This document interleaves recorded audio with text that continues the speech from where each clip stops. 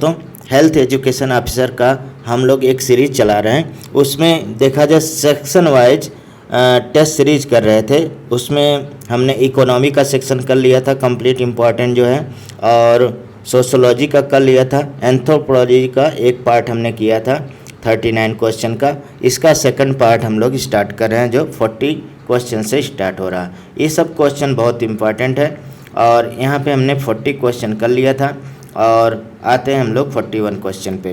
तो 41 क्वेश्चन देखा जाए यहाँ पे दिया है एंथ्रोपोलॉजी से रिलेटेड दिया है, ठीक है, क्योंकि एंथ्रोपोलॉजी ही सब्जेक्ट है हमारा, अभी सेक्शन वाइज ही चल रहे हैं। तो मानव विज्ञान में सांस्कृतिक सापेक्षवाद यानी कि कल्चरल जो रिलेटिविज्म है के बिल्कुल विपरीत अपोजिट कौन सी धारणा कॉन्सेप्ट है जिसमें व्यक्ति अपनी संस्कृति ओन कल्चर को ही श्रेष्ठ सुपीरियर मानता है। ये बहुत मतलब इम्पॉर्टेंट आपका क्वेश्चन हो जाता है। हमने ये जब एंथ्रोपोलॉजी डिस्कस किए थे लेक्चर, उसमें बताया था कि ये बहुत ज़रूरी है। टर्म में भी आप यहाँ पे जान सकते हैं, जिसे हम लोग यहाँ पे कह सकते हैं नृजातिवाद। जो नृजातिवाद है यानी इथिनोसेंट्रिज्म होता है, यही इसमें होता है कि अपने जो रिलीजियस है उसको बहुत सुपीरियर और दूसरे को बहुत इन्फीरियर मानना होता है इसमें, ठीक है। इसमें ऐसी अवधारणाएं रहती हैं। तो एंथ्रोपोलॉजी इस सब अवधारणाओं से एक तरह से हमें कम करता है। ऐसा हमने स्टडी किया था कि जो यहाँ पे नृजातिवाद है वह दृष्टिकोण है जिसमें व्यक्ति अपने संस्कृति ओन कल्चर, भाषा, धर्म, रिलीजन और मूल्यों वैल्यू की अन्य संस्कृतियों से श्रेष्ठ मानता है तथा दूसरी संस्कृति का मूल्यांकन अपनी संस्कृति के आधार पर करता है। इसी को हम लोग यहाँ पे कह सकते हैं कल्चर रिलेटिविज्म बोलते हैं, जो सांस्कृतिक सापेक्षवाद है। और उसमें देखा जाए यहाँ पे जो है इथिनोसेंट्रिज्म की बात आ रहा है। नेक्स्ट क्वेश्चन आते हैं 42 क्वेश्चन। अब देखा जाए 42 क्वेश्चन में सब यहाँ पे क्या दिया है, असर्शन और रीजनिंग। असर्शन रीजनिंग बहुत सारे क्वेश्चन है, इससे थोड़ा सा कॉन्सेप्ट क्लियर होता है, उससे कई क्वेश्चन आपको लग जाता है, ठीक है, तो इसलिए रखा जाता है। तो मानव शास्त्री यानी एंथ्रोपोलॉजिस्ट विभिन्न मानव आबादियों ह्यूमन पॉपुलेशन के बीच आनुवांशिक संबंध जेनेटिकल रिलेशनशिप स्थापित करने के लिए एबीओ तथा आरएच समूह ब्लड ग्रुप के वितरण डिस्ट्रीब्यूशन का आधार करते हैं, मतलब उसका आधार मानते हैं। तो ये बात तो सही है, एबीओ ब्लड ग्रुप एक तरह से यहाँ पे जेनेटिकल रिलेशनशिप के लिए इम्पॉर्टेंट होता है, आरएच फैक्टर भी इम्पॉर्टेंट होता है, ठीक है। जैसे हम पता लगा सकते हैं किसी के फादर में ए ब्लड ग्रुप है, मदर में ए बी ब्लड ग्रुप है, तो हम ये पता लगा सकते हैं उसके बच्चों में कौन कौन से ब्लड ग्रुप हो सकते हैं, ठीक है। तो यहाँ पे एंथ्रोपोलॉजिस्ट भी इसी के रिस्पेक्ट में करते हैं। तो पहला तो असर्शन यहाँ पे सही है। नेक्स्ट आते हैं दूसरा, देखते हैं विभिन्न मानव आबादियों ह्यूमन पॉपुलेशन जैसे एशियाई, यूरोपियन आदि में सभी रक्त समूह ब्लड ग्रुप की आवृत्ति फ्रीक्वेंसी विश्व भर में समान सेम पाई जाती है। ये बोल रहे हैं सभी फ्रीक्वेंसी मतलब एक ही फ्रीक्वेंसी के पाए जाते हैं, तो ऐसा नहीं, अलग अलग फ्रीक्वेंसी के रहते हैं। तो कहीं पे किसी ब्लड ग्रुप के मतलब एबंडेंस ज़्यादा होता, कहीं पे किसी ब्लड ग्रुप का होता, तो ये दूसरा रीजन यहाँ पे गलत है। तो असर्शन ही सही है, असर्शन सही और रीजन गलत वाला सी ऑप्शन यहाँ पे है, तो यही ऑप्शन हो जाएगा। नेक्स्ट क्वेश्चन आते हैं 43 नंबर का क्वेश्चन। ये भी स्टेटमेंट बेस्ड क्वेश्चन है और इस स्टेटमेंट बेस्ड क्वेश्चन में देखा जाए तो जन स्वास्थ्य पब्लिक हेल्थ के मापदंडों हेल्थ इंडिकेटर के संदर्भ में निम्नलिखित कथनों पर विचार करें। अब इसके संदर्भ में ऐसा क्वेश्चन हमने किया है ऊपर, और ये बहुत इंपॉर्टेंट भी होता है ये टर्म, और यहाँ पे फिर से आ रहा है, ठीक है। दो टर्म यहाँ पे है, एक मोर्बिडिटी रेट हो जाए जो रुग्णता दर होता है, दूसरा इन्फेंट मोर्टेलिटी रेट, इसके बारे में कहा गया। तो ये क्या डिफिनीशन सही है उसी के बारे में। तो यहाँ पे मोर्बिडिटी रेट का तात्पर्य किसी विशिष्ट जनसंख्या पॉपुलेशन में एक निश्चित अवधि स्पेशलाइज्ड पीरियड के दौरान होने वाली बीमारी डिजीज के कुल मामले टोटल केस से होता है, उसी को हम लोग मोर्बिडिटी रेट बोलते हैं। यानी कि मॉर्बिडिटी रेट में हमने एक तरीका बताया था, आप याद रख सकते हैं, उसमें एग्जिस्टिंग प्लस न्यू केस दोनों को देखा जाता है, केसेस, उसे हम लोग मॉर्बिडिटी रेट बोला जाता है, वही ये स्टेटमेंट बोल रहा है।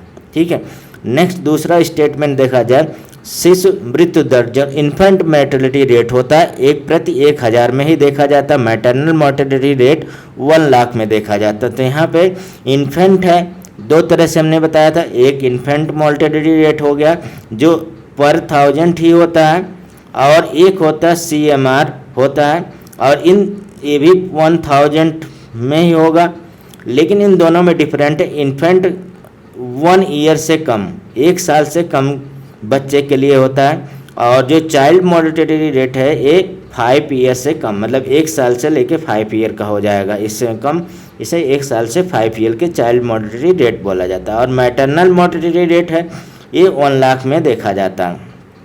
ठीक है, तो यह ध्यान रखिएगा यहाँ पे।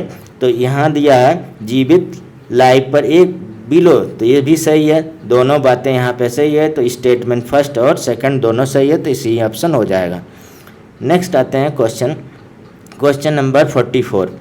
अब विश्व स्तर पर संचारी रोग जो कम्युनिकेबल डिजीज के उन्मूलन इरेडिकेशन के संदर्भ में निम्नलिखित कथनों पर विचार करें। इरेडिकेशन के लिए तो देखा जाए, इरेडिकेशन के लिए हमने कुछ इरेडिकेशन वाले भी हमने बात किया था, कौन कौन इरेडिकेट वाले पहले वाले लेक्चर में, तो भी आपको ध्यान रखना है। इरेडिकेशन के रिस्पेक्ट में क्वेश्चन आएगा, आपको एक क्वेश्चन तो रहेगा ही। तो यहाँ पे देखा जाए, पहला स्टेटमेंट है जो दिया है कि भारत इंडिया को पोलियो मुक्त घोषित किया जा चुका है, लेकिन पाकिस्तान तथा अफगानिस्तान में मामले के बने रहने के कारण इसका वैश्विक उन्मूलन ग्लोबल इरेडिकेशन अभी तक संभव नहीं हो सका। वहाँ पे वैक्सीनेशन वगैरह के लिए प्रॉब्लम होता है, इसलिए वहाँ पे अभी भी पोलियो है, तो हम कह नहीं सकते हैं कि ग्लोबल इरेडिकेशन है, ये बात तो सही है पहला। दूसरा, चेचक जो स्मॉल पॉक्स है एकमात्र ऐसा मानव संक्रामक रोग है, ह्यूमन इन्फेक्टेड डिजीज है, जिसका विश्व स्तर पर वर्ल्ड वाइड सफलतापूर्वक उन्मूलन कंप्लीट इरेडिकेशन हो चुका है 1980 के दशक। ठीक है, तो ये दोनों बातें सही हैं, तो यहाँ पे दोनों ए ऑप्शन है, यही सही हो गया, ए और बी दोनों सही है, 1-2 ऑप्शन। 45 नंबर के क्वेश्चन पे आते हैं। ऐसे क्वेश्चन के लिए हमने एक लेक्चर बनाया था, बहुत इंपॉर्टेंट, आप मतलब उसे देखिएगा, आपके सारे क्वेश्चन सही हो जाएंगे, केवल एक कुछ चार्ट है, 2-3 चार्ट है उसके रिस्पेक्ट में। ठीक है, तो रोग डिजीज के प्रकार तथा उनके प्रमुख कारण जो मेजर काज है उसको दिया हुआ है। तो यहाँ पे देखा जाए मैचिंग वाला करना है, तो ऐसा क्वेश्चन पहले भी हम कर चुके हैं, जैसे डाउन सिंड्रोम। अब ये आपको ये सब याद हो जाना चाहिए, ये ट्राइसोमी होता है 2n+1 और 21 क्रोमोसोम में एक क्रोमोसोम एक्स्ट्रा हो जाता है, उसे हम लोग ट्राइसोमी बोलते हैं, ये डाउन सिंड्रोम बोला जाएगा। ठीक है, तो थैलेसीमिया हो गया, थैलेसीमिया में क्या होगा, ये मतलब ब्लड रिलेटेड डिजीज होगा, तो ये बेसिकली कह सकते हैं genetical blood related disorder, inherited blood disorder बोला जाता है, इनहेरिटेड ब्लड डिसऑर्डर कह सकते हैं। ठीक है, और हैजा जो है कॉलरा, ये विब्रियो कॉलरा की वजह से होता है, ये ज़्यादातर वाटर बॉर्न और फूड बॉर्न डिजीज होता है। और रेबीज जो होता है, रेबीज वायरल डिजीज है, ये ज़्यादातर जैसे सेपरेट करने वाले सबसे फेमस तो डॉग हो गया, लोमड़ी, चमगादड़ और कैट वगैरह, ये सब काटने से ये फैलता है। तो यहाँ पे आप मैच कर सकते हैं, तो क्रोमोसोमल एबनॉर्मेलिटी है।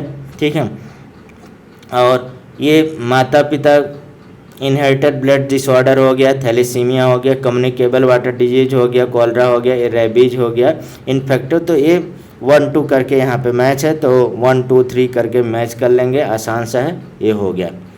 नेक्स्ट आते हैं क्वेश्चन, फिर से ये हमने पहले बताया था कि मानव रक्त में RH कारक जो RH फैक्टर का ऐतिहासिक खोज जो हिस्टोरिकल डिस्कवरी है, सबसे पहले किस प्रजाति स्पीशी में की गई थी, जिसके आधार पर इसका नाम मतलब नामकरण किया गया था। तो देखा जाए RH फैक्टर जो है रीसस मंकी मकाया के सबसे पहले पाया गया था। ठीक है, और ये देखा जाए RH फैक्टर की जो खोज था 1940 में कार्ल लैंडस्टीनर और अलेक्जेंडर विन ने किया था और रीसस मकाया में मंकी में इसे सबसे पहले देखा था। इसीलिए इसको RH फैक्टर बोलते हैं, क्योंकि रीसस मकाया में सबसे पहले पाया जाता। तो और सब किसने 1940 में खोजा था, और कार्ल लैंडस्टीनर और इनके साथ और थे, विनर थे भी। तो ये थोड़ा सा ध्यान रखना है आपको, ये लैंडस्टीनर तो ब्लड से रिलेटेड है ही है, ठीक। तो नेक्स्ट क्वेश्चन आते हैं 47 का क्वेश्चन। अब भारत की जनजातीय आबादी जो ट्राइबल पॉपुलेशन में कुपोषण, माल न्यूट्रिशन, रक्ताल्पता जो एनीमिया होता है, मातृ मृत्यु दर, मैटरनल मोर्टेलिटी रेट राष्ट्रीय औसत यानी कि नेशनल एवरेज की तुलना में अधिक होता है, ठीक है।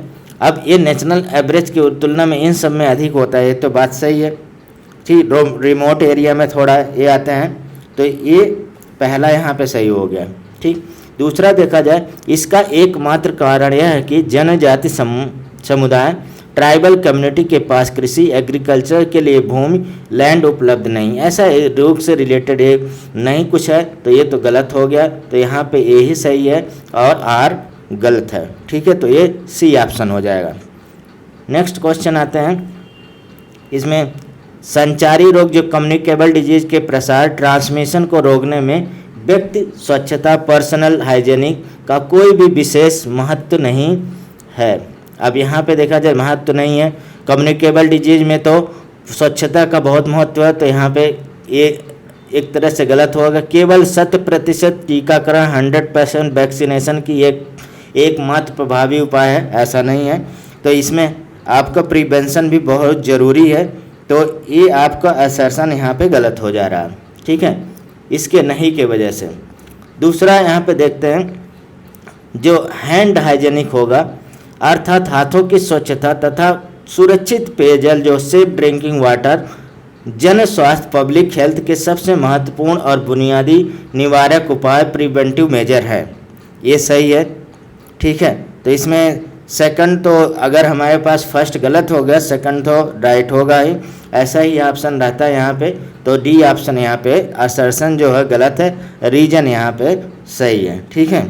नेक्स्ट आते हैं, एमएन ब्लड ग्रुप से रिलेटेड है, एमएन ब्लड ग्रुप से रिलेटेड और भी क्वेश्चन आ चुके हैं, ठीक है। तो एमएन जो ब्लड ग्रुप सिस्टम है, प्रणाली है कि आनुवांशिक जेनेटिक के संदर्भ में निम्नलिखित कथनों पर विचार करें। तो सबसे पहला है यहाँ पे कथन जो स्टेटमेंट दिया हुआ है, ये देखा जब एमएन रक्त समूह प्रणाली एम और एन दोनों एलील एक दूसरे के प्रति क्या होते हैं, सह प्रभावी यानी कि को डोमिनेंट होते हैं। जैसे ए और बी मतलब पूरा ए बी ब्लड ग्रुप होता है, तो एक को डोमिनेंस के रूप में पढ़ा जाता है, मतलब इनके दोनों ही डोमिनेंसी इक्वल ही होगा। तो उसी तरह से यहाँ पे एमएन ब्लड ग्रुप के लिए दोनों एलील क्या होंगे, को डोमिनेंस का, ये भी एक एग्जाम्पल होता है, ठीक है। तो को डोमिनेंस का एमएन ब्लड ग्रुप इम्पॉर्टेंट है, जो इसके जीनोटाइप हैं वो को डोमिनेंस शो करते हैं। पहला तो स्टेटमेंट सही हो गया। नेक्स्ट देखा जाए, रक्त जो ब्लड ट्रांसफ्यूजन के दौरान एमएन एंटीजन शरीर में अत्यधिक गंभीर प्रतिरक्षा प्रतिक्रिया यानी कि सीवियर इम्यून रिएक्शन उत्पन्न करता है, तो ऐसा नहीं है। हमने ऊपर भी क्वेश्चन ऐसा देखा था, इसमें एमएन ब्लड ग्रुप में ऐसा नहीं, क्लिनिकल बहुत ज़्यादा नहीं रहता आपको, लेकिन एंथ्रोपोलॉजिकल स्टडी में और मतलब कि ह्यूमन के रेसेस वगैरह पता करने के लिए एमएन ब्लड ग्रुप बहुत काम का होता है। तो यहाँ पे देखा जाए पहला ऑप्शन सही हो गया, सेकंड गलत हो गया, तो बी ऑप्शन यहाँ पे होगा, केवल 1 सही है। नेक्स्ट क्वेश्चन आते हैं, फिर से आपको जनजाति से रिलेटेड है। तो जनजाति विविधता जो ट्राइबल डाइवर्सिटी की विशेषताओं कैरेक्टरिस्टिक तथा उनके उदाहरणों एग्जाम्पल का सही सुमेलन कीजिए, मतलब यहाँ पे मैचिंग वाला क्वेश्चन आ गया। तो मैचिंग वाले क्वेश्चन में देखा जाए बहुत इंपॉर्टेंट क्वेश्चन है एक तरह से, तो ये जियोग्राफी में भी आ जाएगा। तो यहाँ पे दिया है PBTGS यानी कि पर्टिकुलरली वेनरेबल ट्राइब ग्रुप होता है। इसका जो फुल फॉर्म एब्रीवेशन भी पूछा जा सकता है कि इसका फुल फॉर्म बनाइए PBTG, तो अचानक आ जाएगा तो आप गलत कर देंगे, तो आप ध्यान रखिए पर्टिकुलरली वेनरेबल ट्राइब ग्रुप इसे बोला जाता है, तो पहला तो ये हो गया। अब पर्टिकुलर वेनरेबल ट्राइब ग्रुप किसे बोलते हैं? इसे देखा जाए जो भारत के विशेष रूप से कमज़ोर जनजाति हैं, जैसे जो ज़्यादातर मातृ सत्रात्मक होते हैं, मैटरनलिटी सोसाइटी वाले, जैसे खासी, गायरो जनजातीय, ये सब में इसे हम लोग पर्टिकुलर वेनरेबल ट्राइब भी कहते हैं, उन्हीं को बोलते हैं। तो यहाँ पे देखा जाए ऑप्शन अगर हम देखें तो भारत में विशेष रूप से कमज़ोर जनजातियाँ जो पर्टिकुलर वेनरेबल ट्राइब ग्रुप बोला जाएगा उसे। ठीक है, तो यहाँ पे पहला ऑप्शन यहाँ पे दूसरा ऑप्शन से मिल जाएगा, पी यानी कि 2 से मिल जाएगा। अब दूसरा यहाँ मातृ सत्रात्मक समाज जो मैटरनल सोसाइटी है, मैटरनल सोसाइटी में जैसे खासी, जयंतिया, गायरो ये सब आते हैं। ठीक है, तो यहाँ पे देखा जाए मेघालय वाले जो खासी, जयंतिया, गायरो ये सब दोनों मैटरनल मतलब मैटरनलिटी सोसाइटी यानी कि मातृ पितृत्वात्मक यहाँ पे रहते हैं, सॉरी। तो यहाँ पहला ऑप्शन मिल जाएगा। देखा शिफ्टिंग कल्टीवेशन यानी कि झूम कल्चर देखा जाए स्लैश बढ़ने वाला होता है, तो यहाँ पे वो भी गायरो, खासिया, जयंतिया वाले जगह पे स्लैश बर्निंग वाला आता है। ठीक है, तो इसे हम लोग फॉरेस्ट को जला के जाने वाला यानी कि स्लैश बर्न कृषि पद्धति होता है, तो इसमें थर्ड मिल जाएगा। और युवा गृह यूथ यहाँ पे डॉर्मेंट्री जो होता है, यानी कि ये बेसिकली देखा जाए मुरिया जनजाति यानी कि जो घोटूल होते हैं उनके लिए होता है। तो ये देखा जाए मुरिया जनजात घोटूल के लिए होता है, सांस्कृतिक एवं सामाजिक शिक्षा दी जाती है उन्हें। ये आपका थर्ड मैच हो जाएगा, मतलब थर्ड है ना, ये तो फोर्थ था, ये थर्ड हो जाएगा। तो ऑप्शन यहाँ पे मैच कर सकते हैं, तो सी ऑप्शन यहाँ पे मैच हो जाएगा। नेक्स्ट आते हैं क्वेश्चन, AB ब्लड ग्रुप जो है वाले व्यक्ति को चिकित्सा विज्ञान मेडिकल साइंस में सार्वभौमिक प्राप्त करता है, यानी कि यूनिवर्सल रिसिपिएंट कहा जाता है। ये बिल्कुल बात सही है, उसे हम लोग यूनिवर्सल रिसिपिएंट बोलते हैं। ठीक, दूसरा AB रक्त समूह वाले व्यक्ति को प्लाज्मा में एंटी ए तथा एंटी बी दोनों प्राकृतिक एंटीबॉडी, नेचुरल एंटीबॉडी अनुपस्थित होता है। सही बात है, इसमें दोनों एंटीजन होता है, और जब दोनों एंटीजन होगा तो दोनों एंटीबॉडी क्या होंगे, एब्सेंट हो गए। तो ये देखा जाए दूसरा भी सही है रीजन, और इसका करेक्ट एक्सप्लेनेशन ही है। इसी वजह से ये क्या कहलाता है, यूनिवर्सल रिसिपिएंट कहलाता है, क्योंकि उसके पास कोई एंटीबॉडी नहीं होता है। ठीक है, नेक्स्ट आते हैं क्वेश्चन। नेक्स्ट क्वेश्चन देखा जाए, निम्नलिखित में से कौन सा रोग जो विशुद्ध रूप से जेनेटिक नहीं है, मतलब अनुवांशिक नहीं है, बल्कि वह संचारी कम्युनिकेबल डिजीज है जो मुख्य रूप से दूषित जल, कंटेमिनेटेड वाटर और कंटेमिनेटेड फूड से फैलता है। अब ये देखा जाए दो तरह से क्वेश्चन आ सकता है, एक तो कम्युनिकेबल डिजीज वाले क्वेश्चन आते हैं, और एक यहाँ पे नॉन कम्युनिकेबल डिजीज या जेनेटिकल डिजीज के रूप में आते हैं। तो यहाँ पे देखा जाए जेनेटिकल डिजीज हम अलग कर लेते हैं। सिस्टिक फाइब्रोसिस जो है ये भी एक जेनेटिकल डिजीज होता है। ठीक है, तो सिस्टिक फाइब्रोसिस भी जेनेटिकल डिजीज है, तो ये भी हट गया। ठीक है, और मतलब ये ऑटोसोमल रिसेसिव जेनेटिकल डिसऑर्डर होते हैं। सिस्टिक फाइबर मतलब यहाँ पे फाइब्रोसिस क्या होता है, ऑटोसोमल रिसेसिव डिसऑर्डर होता है। ठीक है, दूसरा यहाँ पे हंटिंगटन डिजीज है। हंटिंगटन डिजीज में क्या होगा, ये भी अनुवांशिक रोग है, और ये ऑटोसोमल डोमिनेंट डिसऑर्डर होता है। इसे देखा जाए हीमोफीलिया जो होता है ये एक्स लिंक रिसेसिव डिसऑर्डर होता है। एक्स लिंक्ड और रिसेसिव डिसऑर्डर बोलते हैं, रिसेसिव डिसऑर्डर। ठीक है, और यहाँ हैजा ही ऐसा जो वाटर बर्न और फूड बर्न होता है, ये विब्रियो कॉलरा से फैलता है।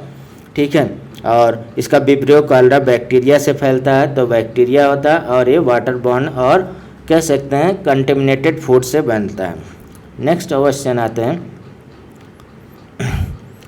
एंथ्रोपोलॉजी के अनुप्रयोग एप्लीकेशन के संदर्भ में निम्नलिखित कथनों पर विचार करें। तो फिर से स्टेटमेंट वाले क्वेश्चन है यहाँ पे। सबसे पहला देखा जाए जो अप्लाइड एंथ्रोपोलॉजी की बात है, का उपयोग सार्वजनिक स्वास्थ्य पब्लिक हेल्थ के कार्यक्रमों को स्थानीय संस्कृति लोकल कल्चर के अनुरूप बनाने के लिए किया जाता है। ठीक है, ये तो बात सही है कि अप्लाइड एंथ्रोपोलॉजी का यही काम है कि सार्वजनिक स्वास्थ्य पब्लिक हेल्थ कार्यक्रमों को सांस्कृतिक या लोकल बनाने के रूप में उपयोग हो सकता है। यानी कि जैसे अप्लाइड एंथ्रोपोलॉजी का उपयोग tribal development, nutrition, social welfare में यूज होता है। तो ये आपका पहला स्टेटमेंट यहाँ पे सही हो गया। नेक्स्ट आते हैं, मानव विज्ञान एंथ्रोपोलॉजी केवल जैविक विकास बायोलॉजिकल इवोल्यूशन का अध्ययन करता है। इसका नीति निर्माण, पॉलिसी मेकिंग, सामाजिक सुधार, सोशल रिफॉर्म में कोई संबंध नहीं। यहाँ पे देखा जाए सबसे पहले केवल आ जा रहा, तो यही गलत हो गया, तो दूसरा स्टेटमेंट गलत हो गया, तो बी वाला यानी कि फर्स्ट ही केवल सही है यहाँ पे। नेक्स्ट 54 नंबर के क्वेश्चन पे आते हैं। अब इसमें क्या है, जन स्वास्थ्य पब्लिक हेल्थ के प्रमुख अवयवों यानी कि मेजर कंपोनेंट तथा उनके कार्य फंक्शन का सही सुमेलन करना है। मतलब कि यहाँ पे मैचिंग वाले क्वेश्चन है और एक कार्य फंक्शन वाले बहुत इंपॉर्टेंट टर्म होते हैं, इनके बारे में आपको हेल्थ एजुकेशन ऑफिसर को जानना बहुत ज़रूरी है। तो सबसे पहला आता है यहाँ पे महामारी विज्ञान, इपिडेमोलॉजी किसे बोलते हैं। अब इपिडेमोलॉजी में क्या स्टडी करते हैं, अब जैसा नाम है कि रोग के वितरण और कारणों का अध्ययन इसमें करते हैं। ठीक है, इपिडेमोलॉजी में रोग के वितरण और इनके कारणों का स्टडी किया जाता है। तो हम लोग ऑप्शन यहाँ पे पिक करते हैं, तो देखते हैं कि यहाँ पे दिया है जनसंख्या पॉपुलेशन में रोग डिजीज के वितरण, डिस्ट्रीब्यूशन और निराधारकों यानी कि डिटर्मिनेशन का अध्ययन करते हैं यहाँ पे। तो ये आ गया हमारे पास सेकंड मैच हो गया, पी का सेकंड। जैव सांख्यिकी जो बायोस्टैटिक होता है, बायोस्टैटिक देखा जाए एक मतलब कह सकते हैं जैसे static means he data collection होता है, सिस्टमेटिक डेटा कलेक्शन को ही हम लोग स्टैटिक बोलते हैं। तो स्वास्थ्य संबंधी आंकड़ों का सांख्यिकी जो विश्लेषण किया जाता है उसी को हम लोग क्या बोलते हैं, बायोस्टैटिक में स्टडी करते हैं। तो बायोस्टैटिक में अगर स्टडी कर रहे हैं तो यहाँ पे ऑप्शन आ जाएगा, फर्स्ट आ जाएगा, क्योंकि देखा जाए स्वास्थ्य संबंधी आंकड़ों का गणितीय एवं सांख्यिकी विश्लेषण स्टैटिक एनालिसिस कहलाता है। उसके बाद इन्वायरमेंटल हेल्थ क्या है, इन्वायरमेंटल हेल्थ जैसे नाम से लग रहा पर्यावरणीय कारकों का स्वास्थ्य पर क्या प्रभाव पड़ता है उसका हम लोग स्टडी करते हैं। तो इसमें देखते हैं अब पॉल्यूशन, सैनिटेशन, स्वच्छता एवं पर्यावरण इन्वायरमेंट का स्वास्थ्य पर क्या प्रभाव पड़ता है इसमें स्टडी करते हैं, ये फोर्थ ऑप्शन मिल जाएगा। और स्वास्थ्य नीति हेल्थ पॉलिसी के लिए देखा जाए स्वास्थ्य सेवाओं का प्रबंधन एवं नियमन जो किया जाता है, सार्वजनिक स्वास्थ्य प्रणाली यानी पब्लिक हेल्थ सिस्टम को प्रबंधन, मैनेजमेंट एवं नियमन रेगुलेशन किया जाता है इसमें। तो ये थर्ड हो जाएगा। ये आपका अगर ऑप्शन देखा जाए तो ये सी ऑप्शन दिख रहा है, तो ये सी ऑप्शन हो गया। नेक्स्ट आते हैं 55 नंबर के क्वेश्चन में। ये देखा जाए फिर से असर्शन रीजनिंग का क्वेश्चन आ रहा है। तो शहरी समाज जो है अर्बन सोसाइटी में द्वितीय समूह यानी सेकेंडरी ग्रुप औपचारिक सामाजिक नियंत्रण, फॉर्मल सोशल कंट्रोल जैसे पुलिस, न्यायालय, कोर्ट आदि की प्रमुख भूमिका होता है। ये तो एकदम लॉजिकल है, प्रमुख भूमिका होगा। ठीक है, अर्बन सोसाइटी में तो मेन यही भूमिका रहता है। ठीक, नेक्स्ट आते हैं शहरी क्षेत्रों में अर्बन एरिया में उच्च गतिशीलता, हाई मोबिलिटी, जटिल श्रम विभाजन, कॉम्प्लेक्स डाइवर्जन ऑफ लेबर और गुमनामी एनोमिनिटी जो होता है, इससे प्राथमिक संबंधी जो प्राइमरी रिलेशनशिप होते हैं अपेक्षाकृत कमज़ोर हो जाता है। इसीलिए यहाँ पे ये इन पे डिपेंडेंट होता है। ये रीजन सही भी है और इसको करेक्ट एक्सप्लेन भी कर रहा है, तो यहाँ पे पहला ऑप्शन सही हो जाएगा। नेक्स्ट आते हैं क्वेश्चन पे 56 नंबर के क्वेश्चन पे। 56 नंबर क्वेश्चन में देखा जाए निम्नलिखित में से कौन सी ऐसी प्रमुख स्वास्थ्य चुनौती मेजर हेल्थ चैलेंजेज है। मेजर हेल्थ चैलेंजेज में जो विशेष रूप से भारत की शहरी औद्योगिक मलिन बस्तियों, अर्बन इंडस्ट्रियल स्लम में कार्य करने वाले मजदूरों, वर्कर में अधिक पाई जाती हैं, लेकिन जो पृथक जनजाति समाजों जैसे आइसोलेटेड ट्राइबल कम्युनिटीज में अपेक्षाकृत दुर्लभ रेयर ही पाए जाते हैं ऐसा। तो स्टेटमेंट आपको यहाँ पे देखना और बताना है, ठीक है। तो देखा जाए सिकल सेल एनीमिया ऐसा कुछ लेना देना नहीं इससे, मलेरिया से भी, मलेरिया स्लम में वहाँ भी होगा, वहाँ भी ज़्यादा होगा।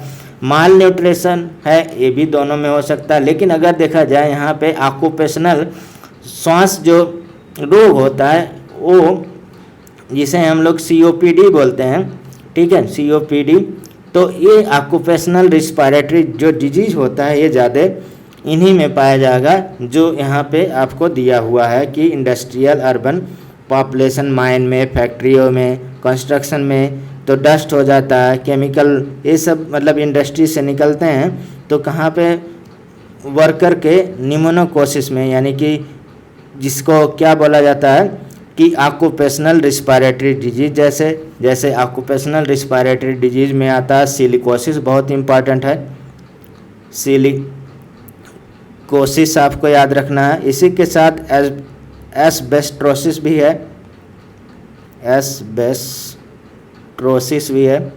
और इसी के साथ एक और मतलब बहुत फेमस है कि कोल वर्कर्स जो निमोनियासिस होता है, निमोनियासिस भी कह सकते हैं। अगर हम यहाँ पे कोल वर्कर निमोनियासिस कह दें तो ये कंप्लीट हो जाएगा। कोल वर्कर्स निमोनियासिस, निमोनिया वगैरह भी हो जाता है। मतलब रिस्पायरेटरी डिजीज ज़्यादातर इन्हीं को होता है जो ऐसे जगहों पे काम करते हैं। नेक्स्ट आते हैं क्वेश्चन पे 57 नंबर से। ये भी देखा जाए असर्शन रीजनिंग का है। तो वेक्टर जनित जो संचारी रोग होते हैं, वेक्टर बॉर्न डिजीज, जैसे मलेरिया, डेंगू की रोकथाम के लिए पर्यावरणीय स्वच्छता जो इन्वायरमेंटल सैनिटेशन सबसे प्रभावी जो दीर्घकालिक लॉन्ग टर्म रणनीति होता है, ठीक है। तो इसमें देखा जाए कि ये तो सही है, लॉन्ग टर्म रणनीति यहाँ पे रखना होगा वेक्टर बॉर्न डिजीज में, ठीक है। जैसे मान लीजिए इन्वायरमेंट से रिलेटेड हो गया, सैनिटेशन, जैसे वाटर लॉगिंग की समस्या को हटाना, वास्ट मैनेजमेंट जो है उसको क्लीन इन्वायरमेंट रखना, मॉस्किटो को मतलब एक तरह से उसके वेक्टर को ख़त्म करना, या कह सकते हैं गम्बूजिया वगैरह जो मछली होता है उसको पानी में डालना जिसको उसके लार्वा को खा जाते हैं, या ऑयलिंग करना, ठीक है। ये सब यहाँ पे लॉन्ग टर्म भी रखते हैं और इनको ज़्यादातर लार्वा वाले को हटाया जाता है, ठीक है। तो ये पहला तो सही हो गया। दूसरा देखते हैं यहाँ पे इन्वायरमेंट सैनिटेशन रोगजनकों पैथोजन को सीधे नष्ट कर देते हैं, जिससे किसी भी प्रकार की दवा, मेडिसिन या टीके, वैक्सीन की आवश्यकता हमेशा के लिए समाप्त हो जाते हैं। तो ऐसा नहीं है, तो ये तो थोड़ा सा बहुत गलत स्टेटमेंट है, तो ये आपका सी यहाँ पे हो जाएगा। नेक्स्ट आते हैं 58 नंबर का क्वेश्चन। आनुवांशिक जो जेनेटिक्स है, रक्त समूह, ब्लड ग्रुप के संदर्भ में निम्नलिखित कथनों पर टर्मिनोलॉजी का सही सुमेलन करना है। तो टर्मिनोलॉजी से रिलेटेड है, जैसे एंटीजन क्या होता है। अब एंटीजन देखा जाए आरबीसी की सतह पर जो उपस्थित अणु होते हैं जो रक्त समूह निर्धारित करते हैं, ब्लड ग्रुप मतलब बताते हैं कि ए एंटीजन है, ए ब्लड ग्रुप होगा, बी एंटीजन होगा तो बी ब्लड ग्रुप होगा, और ए बी एंटीजन होगा तो ए बी ब्लड ग्रुप होगा। तो उसी को हम लोग क्या बोलते हैं, एंटीजन बोलते हैं। अब एंटीबॉडी क्या होता है, इसी के मतलब अपोजिट में जो प्रतिरक्षा प्रणाली द्वारा बनाया गया सुरक्षात्मक प्रोटीन होता है, उसी को हम लोग, ये प्रोटीन होता है, ठीक है। तो सॉरी, एंटीबॉडी प्रोटीन होगा तो ये प्रोटीन वाला होगा, तो यहाँ पे हम मैच करते रहते हैं। तो देखा जाए पहला जो एंटीजन है ये आपको दिया आरबीसी की सतह पर उपस्थित अणु मॉलिक्यूल जो रक्त समूह ब्लड ग्रुप को निर्धारित करते हैं। तो यहाँ पे पहला का सेकंड हो गया।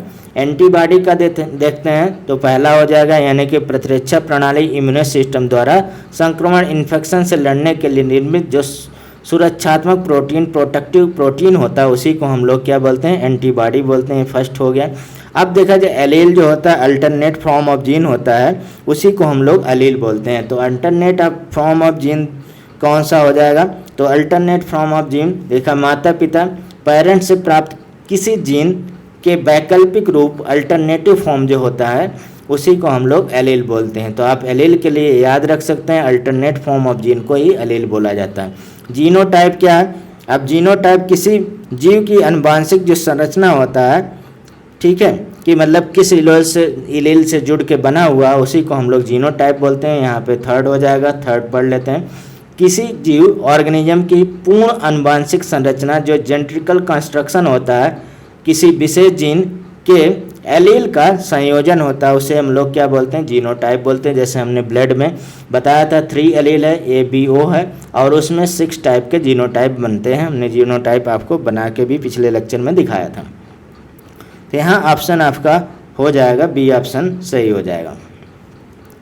नेक्स्ट आते हैं 59 नंबर के क्वेश्चन पे, और यहाँ भी असर्शन रीजनिंग का ही दिया हुआ क्वेश्चन। तो विश्व स्वास्थ्य संगठन WHO स्वास्थ्य को केवल बीमारी, डिजीज या दुर्लभता की अनुपस्थित एब्सेंस के रूप में परिभाषित करता है। ऐसा नहीं, केवल उसी को परिभाषित नहीं करता है, तो ये गलत हो गया। अब जन स्वास्थ्य पब्लिक हेल्थ में मानसिक, मेंटल एवं सामाजिक सोशल कल्याण वेलबींग का कोई स्थान नहीं है। यह केवल शारीरिक स्वास्थ्य यानी फिजिकल हेल्थ पर निर्धारित है। ये भी गलत हो गया। तो अब देखिए ऐसा ऑप्शन यहाँ पे होगा कि दोनों गलत होगा, तो कभी रेयरली आपको ऑप्शन ऐसा बनाया जाता है। तो यहाँ पे देखिए आपको मिल जा रहा है डी ऑप्शन जो है दोनों गलत है।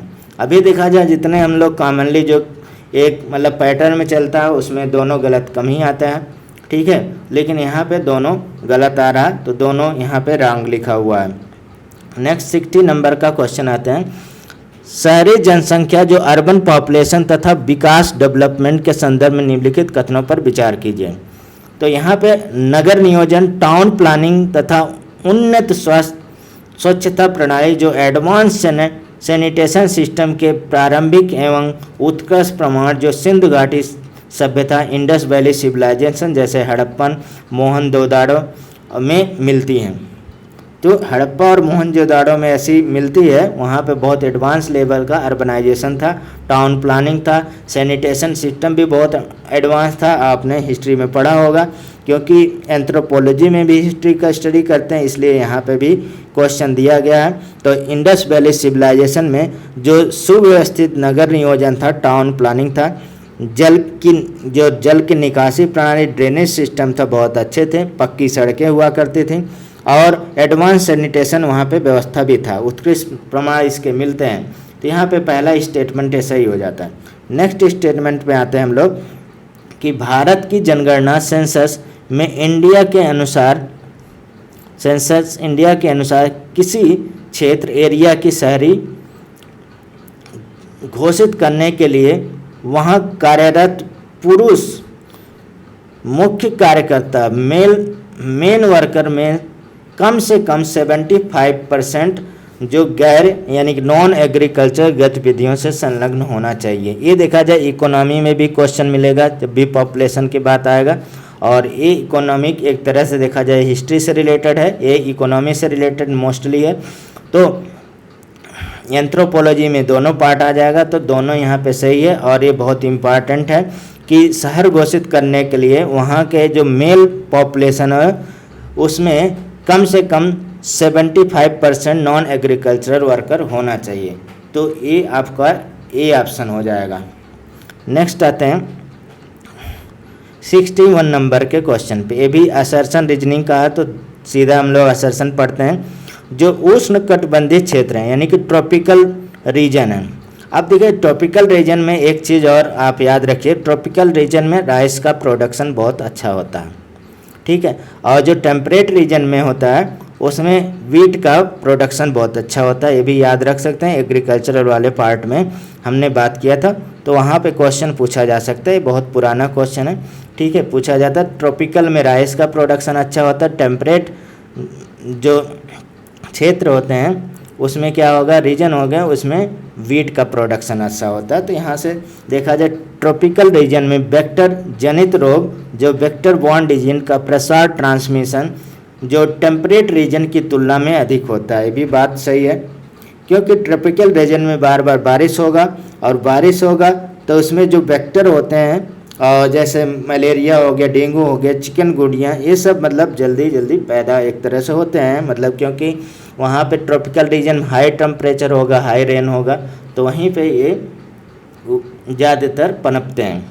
तो दूसरा देखा जाए उच्च ताप, हाई टेम्परेचर तथा भारी बारिश, हैवी रेनफॉल, मच्छर, मॉस्किटो एवं अन्य रोग वाहक जो वेक्टर होते हैं के प्रजनन ब्रीडिंग के लिए अत्यंत अनुकूल परिस्थितियों में फेवरेबल कंडीशन उत्पन्न करते हैं। ये भी यानी कि रीजन भी सही है और इसका जवाब भी है, तो ये दोनों यहाँ पे सही हो जाएंगे। तो ये ऑप्शन यहाँ पे दिख रहा है, एक्सप्लेनेशन भी करेक्ट है। नेक्स्ट आते हैं स्वास्थ्य भूगोल, जो हेल्थ जियोग्राफी है। केवल संक्रामक रोग यहाँ पे देखिए मिल गया, केवल संक्रामक रोग। तो ध्यान देना है, ऐसा ह्यूमैनिटी में एक तरह से केवल ये सब बहुत कम ही होता है। तो ध्यान से स्टेटमेंट अगर पढ़ेंगे तो आसानी से क्वेश्चन लग जाएगा।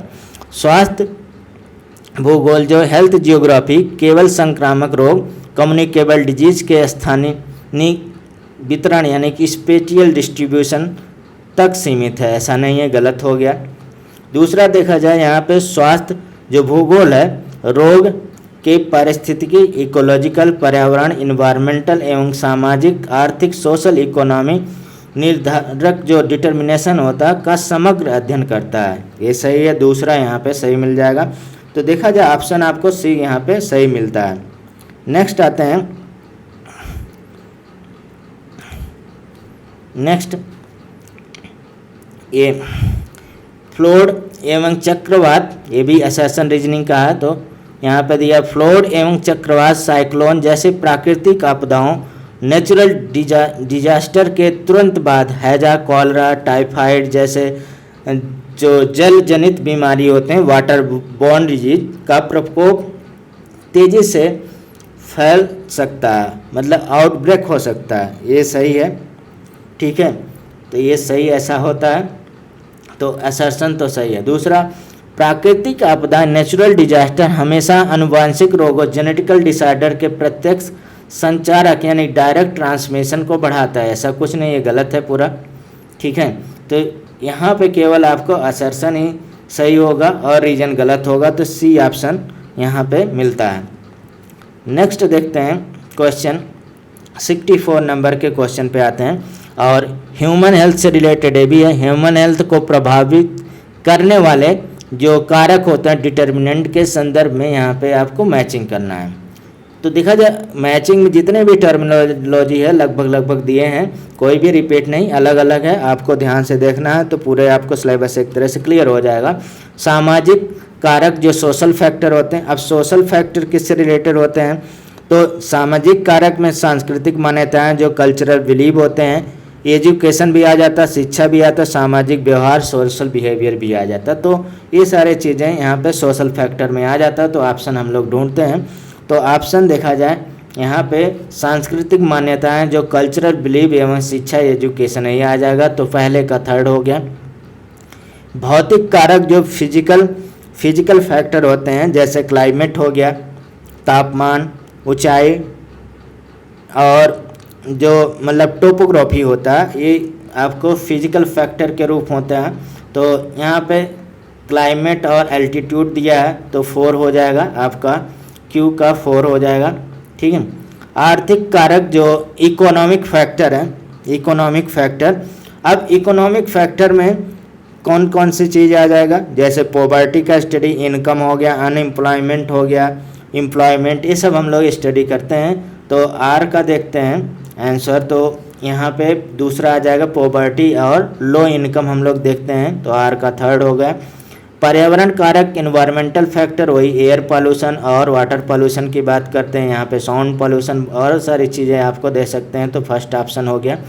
ये आपको अगर मैच करें तो यहाँ पे डी ऑप्शन मैच हो रहा, तो डी ऑप्शन सही हो जाएगा। नेक्स्ट 65 नंबर के क्वेश्चन पे आते हैं, जो पर्यावरणीय अवनयन है, मतलब इन्वायरमेंटल डिग्रेडेशन के परिणाम स्वरूप समतापमंडल जो स्ट्रेटोस्फेयर में ओजोन परत, ओजोन लेयर के क्षरण, डिप्लेशन से मानव स्वास्थ्य, ह्यूमन हेल्थ पर मुख्य रूप से कौन सा प्रत्यक्ष प्रभाव, डायरेक्ट इफेक्ट पड़ता है। तो देखा जाए अल्ट्रावायलेट क्या कहता है, स्ट्रेटोस्फेयर में जो आपको 16 से लेकर 50 किलोमीटर के बीच में होता है ओजोन लेयर होता है वहाँ पे स्ट्रेटोस्फीयर में, और ओजोन लेयर क्या करता है, अल्ट्रावायलेट को प्रोटेक्ट करता है और अल्ट्रावायलेट को पृथ्वी पे आने से रोकता है। खासकर जो आपका ए और सी को ज़्यादातर रोक लेता है, केवल जो बेनिफिशियल होता है अल्ट्रावायलेट बी को ही किरणों को केवल पृथ्वी तक पहुंचने देता है। ठीक है, तो आप अगर डिटेल में जाएं, दूसरा यहाँ पे सबसे इम्पॉर्टेंट क्वेश्चन है, जो ओजोन डे मनाया जाता है, आपको इसके मॉनेट्रियल प्रोटोकॉल बनाया गया था, ठीक है, ओजोन डिप्लेशन के लिए। तो ये 16 सितंबर को ओजोन डे मनाया जाता है। ये क्वेश्चन आ सकता है आपके एग्जाम में 100% एक तरह से। ठीक है, तो यहाँ पे देखते हैं इसके मतलब डिप्लेशन से क्या इफेक्ट पड़ता है। तो इसके डिप्लेशन से, ओजोन लेयर के डिप्लेशन से आपको स्किन कैंसर होता है, उसका जोखिम बढ़ जाता है, और मेनली जैसे कैटरेक्ट वगैरह के बीमारी, मतलब कैटरेक्ट जो आपका मोतियाबिंद होता है उसकी मतलब प्रतिशत बढ़ने लगता है, और इम्यूनिटी सिस्टम भी कमज़ोर होने लगता है। ठीक है, तो यहाँ पे देखा जाए ऑप्शन आपको मिल जाएगा बी। और ओजोन देखा जाए दो तरह से कैटेगराइज होता है, एक गुड ओजोन बोला जाता है, एक बैड ओजोन। जब स्ट्रेटोस्फीयर में ओजोन होगा तो उसे गुड ओजोन बोलते हैं, क्योंकि हमारे लिए बेनिफिट है, वो अल्ट्रावायलेट रे को मतलब कि पेनिट्रेट होने में मतलब रोकने में मदद करता है, जो पृथ्वी पे नहीं आता है। ठीक है, दूसरा क्या है, बैड ओजोन, जो अगर हमारा स्ट्रेटोस्फीयर के अलावा आ जाता है एटमॉस्फेयर में, हमारे पास ट्रोपोस्फीयर के पास, तो क्या होगा, वो बैड ओजोन वो क्या काज करेगा, पॉल्यूशन काज करता है। ठीक है, तो ऐसा भी क्वेश्चन आता है। फिर आते हैं 66 नंबर के क्वेश्चन पे, वर्ल्ड जियोग्राफी में रोगों डिजीज के वितरण जो प्रतिरूप होता है, डिस्ट्रीब्यूशन पैटर्न के अनुसार यहाँ पे आपको सूची मिलाना है, मतलब कि मैचिंग करना है। ठीक है, 66 नंबर के क्वेश्चन में, तो ये भी बहुत इंपॉर्टेंट है, ये जियोग्राफी में भी आपको क्वेश्चन मिलेगा, यहाँ पे भी मिल रहा। ठीक है, तो मलेरिया, अब मलेरिया को देखते हैं ऑप्शन में, यहाँ पे देखते हैं। अभी थोड़ी देर पहले हमने आपको ये चीज़ बताया, मलेरिया जो होता है ट्रॉपिकल रीजन में ज़्यादा होता है, जहाँ पर गर्म उष्ण कटिबंधीय क्षेत्र होते हैं, हॉट ट्रॉपिकल रीजन। वो आपको एक तरह से जो वेक्टर बॉर्न वाले होते हैं, जो सेपरेट करते हैं मलेरिया वगैरह, एडीज वगैरह, इनको सेपरेट करने में, यानी कि इनकी जनसंख्या बढ़ाने के लिए ये अच्छा मतलब फेवरेबल इन्वायरमेंट होता है। तो यहाँ पे आपका थर्ड आंसर हो जाएगा। सिलिकोसिस अभी थोड़ी देर पहले डिस्कस किया था, जो खनन, माइनिंग और इंडस्ट्रियल एरिया में काम करते हैं वैसे वर्कर को होता है, तो यहाँ पे पहला आ जाए। घेगा ग्वाइटर हो गया, ग्वाइटर आपको पता है कि ग्वाइटर आयोडीन की कमी से होता है, आयोडीन डिफिशियंसी डिजीज होता है, तो आपको यहाँ पे फोर्थ मिल जाएगा। और यहाँ चागास रोग है, चागास डिजीज, जो एक लैटिन अमेरिका में ये ज़्यादातर होता है, और यह एक भी पैरासिटिक रोग मतलब परजीवी रोग के रूप में भी जाना जाता है, तो चागास डिजीज। बाकी आप मैच करेंगे तो मैच हो जाएगा। ठीक है, तो इसमें देखा जाए बी ऑप्शन आपको मिल रहा। 67 नंबर के क्वेश्चन पे आते हैं। अब डिजीज और उसके क्लासिफिकेशन के मतलब यहाँ पे रिस्पेक्ट में दिया है स्टेटमेंट बेस्ड क्वेश्चन, तो हम लोग इसको पढ़ते हैं फिर करते हैं। डाउन सिंड्रोम तथा हीमोफीलिया गैर संचारी नॉन कम्युनिकेबल अनुवांशिकी रोग मतलब जेनेटिकल डिजीज के प्रमुख उदाहरण। ये बात सही है, ये नॉन कम्युनिकेबल होते हैं और जेनेटिकल डिसऑर्डर होते हैं, पहला तो सही हो गया। दूसरा देखते हैं मधुमेह, डायबिटीज मिलेटिस और उच्च रक्तचाप जो हाइपरटेंशन होता है, संचारी रोग कम्युनिकेबल डिजीज के रूप में होते हैं, ये भी नॉन कम्युनिकेबल डिजीज है। तो ये तो गलत हो गया सेकंड, तो ये पहला ही सही होगा, तो ये ही ऑप्शन इसमें मैच होगा। नेक्स्ट आते हैं 68 नंबर के क्वेश्चन पे। अब यहाँ पे बहुत इम्पोर्टेंट दिया है, भूख और कुपोषण का भूगोल। ऐसा लिखा हुआ है स्टेटमेंट कि geography of hunger and mall nutrition के संदर्भ में जो प्रच्छन्न भूख होता है, मतलब हिडन हंगर शब्द निम्नलिखित में से किस स्थित कंडीशन को दर्शाता है।